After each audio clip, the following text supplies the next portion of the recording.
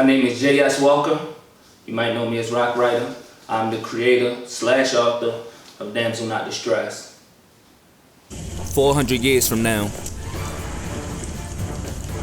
there will be a world consisting of 4 remaining countries, each governed by their respective militaries where religion, freedom, and poverty are a thing of the past. Kieran and her grandparents are in a new country, Bulwark, amongst the population that is fond of this system of obedience and tyranny. So Damsel, not Distressed is a literature that kind of falls under like Hunger Games, Maze Runner, the Divergent series. So any of those, if you have seen already in those, you'll be a fan of this. But it's a little different though. Like, you know, they're all dystopian literatures, which means a not happy place set in the future, the opposite of a utopia, of course. But this one is a little bit different because in those you can practically tell in those worlds that the people aren't happy there, that they're ruled under like a certain type of way that is very, very evil, different. But in this one, when you start out, it's really a good place, you know, like everything is smooth. The leader, Thaddeus, the general that runs the country, Bulwark, he is fair in judgment.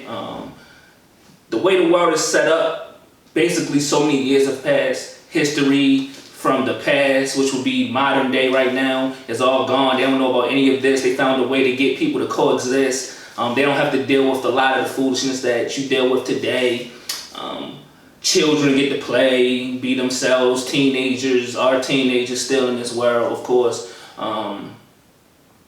The adults, though, they are, by the time you become an adult, Thaddeus pushes everyone to learn themselves, you know, at an early age. So by the time they become adults, they are masters of their skill. They're masters of whatever the society sees fit for them, based on like tests, how they are, schooling, things of that sort. And they just apply those every day that they get up. And then you reach a point where you can retire, you get what I'm saying? And you can get your, like, you know, your 401k basically, your social security. Retire, lead off into the sunset when you've done your duty, you get what I'm saying? And you've been approved to basically rest.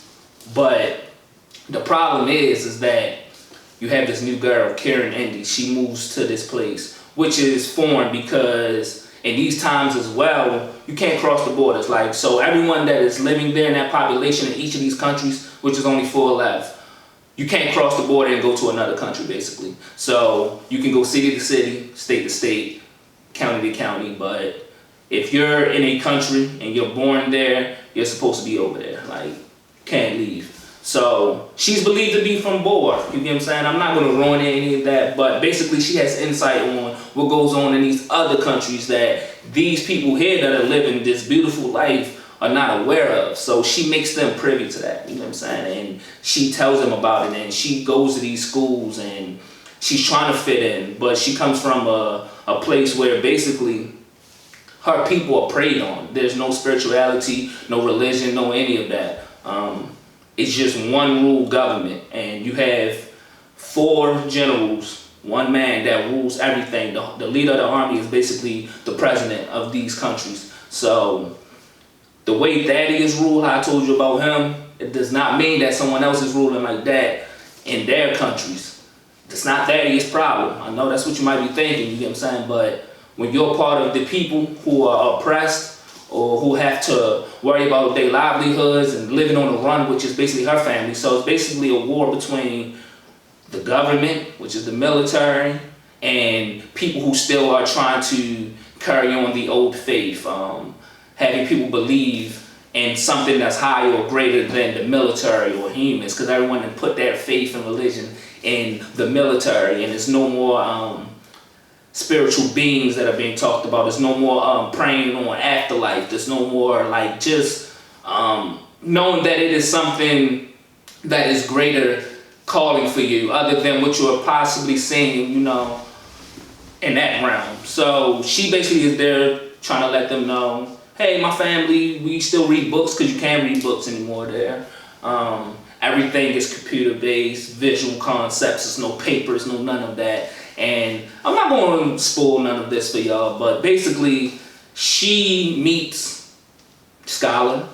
Scholar is the leader of Bulwark's son, and you could possibly see where that's going. So she kind of, through that relationship, is letting him know, like, you know, things aren't what they seem. You get what I'm saying? People are living like this. This may not be this way, or just getting him to thinking a whole nother way. And from there, man, it could either go uphill or it can go downhill. So this book has like twists and turns.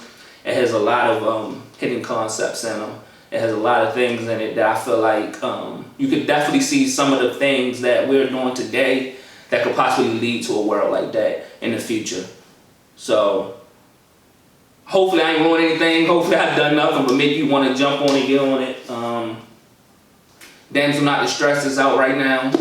You can get it anywhere. Look it up, Google, whatever. It's there.